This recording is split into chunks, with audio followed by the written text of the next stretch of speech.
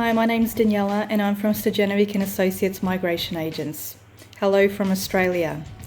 We offer a one-stop shop for all your migration needs, from giving you advice to arranging the most appropriate visa pathway for you, permanent residence, citizenship, assisting you with PT training to help you meet those English requirements, assisting with CCL training to assist you with getting those additional 5 points towards your skilled migration, and we also assist with preparing and lodgement of your skills assessment, because without a positive skills assessment you won't be able to apply for a skilled visa.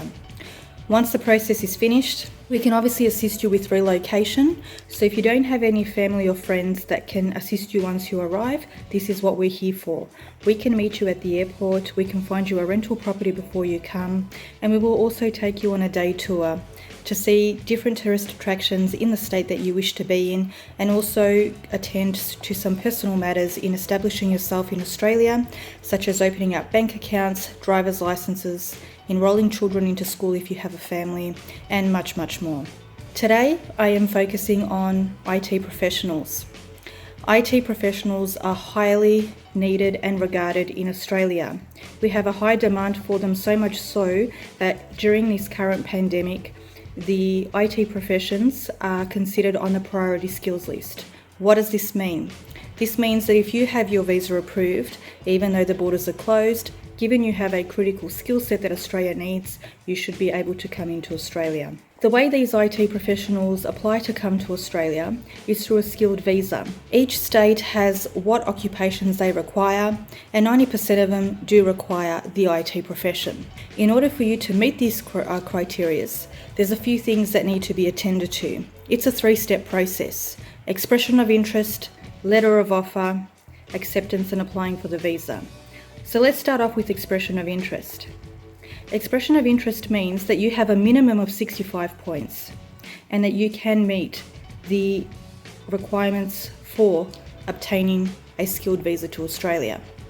There are certain ways in obtaining your points, which include age, education, overseas work experience, Australian work experience, regional sponsorship, state sponsorship, 2-year study requirement, English levels, community credential language, and marital status. So whether you are single, whether you are married to a person that also has skills in English, etc. In order to apply for an expression of interest, you do need to have your paperwork in order first, because without it, you won't be able to apply. You need to obtain your English results, which can be done through IELTS, PTE, TOEFL, Cambridge. However, we highly regard PT as the most stable test. For this reason, we offer PTE training to our clients.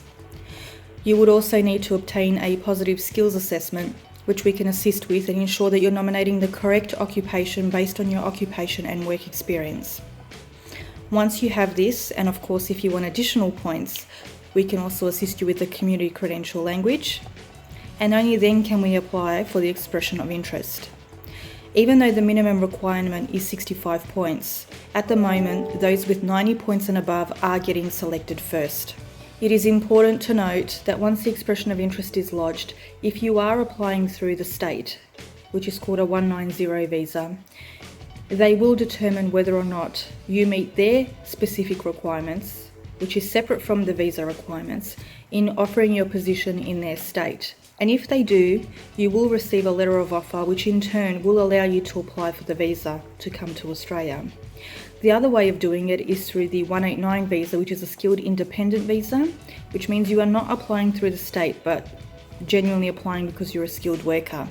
That sort of visa can take longer to get a letter of offer because you are competing against other people that are in your profession, and those with the highest points will get an invitation first.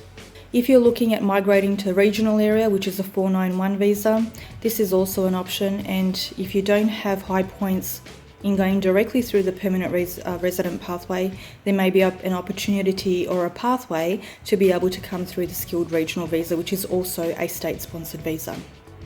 Your other option is to come through an employed sponsor, which means that you have a company in Australia who wishes to sponsor you, and you can come in this way. Usually that would mean that if you're coming on a temporary visa, that you don't need to do a skills assessment and you can have minimum English levels as low as 5. However, it is a temporary visa and you would need to remain with this employer for 3 years before you can move onto the permanent resident visa, which is called the 186, and this is also through the same sponsor.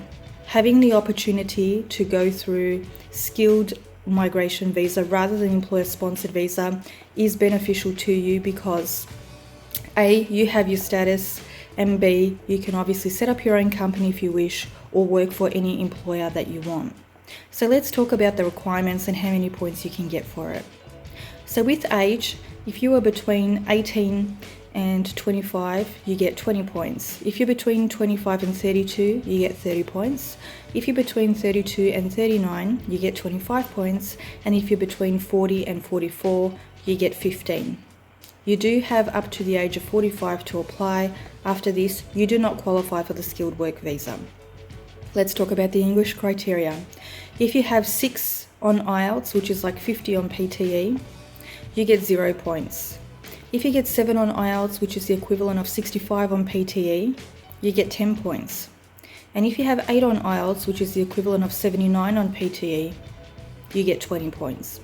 With respect to education, if you have a diploma level, you get 10 points. If you have a bachelor degree or master's, you get 15. And if you have a doctorate degree, you get 20. If you have studied in Australia for 2 years or more, you get an additional 5 points.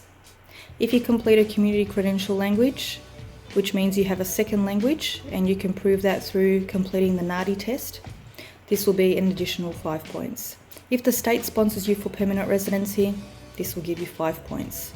If you opt to do the skilled regional temporary visa, which is a state-based visa, you in actual get 15 points as opposed to the 5.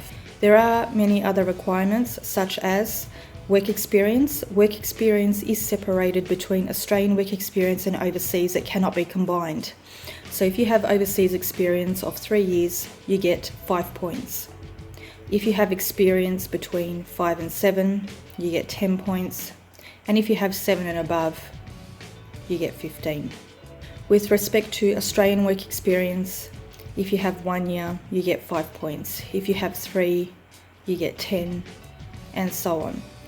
So it is important to note that you can increase your points by doing additional work experience and obviously increasing your English levels if you don't get the maximum points, and we can assist with that.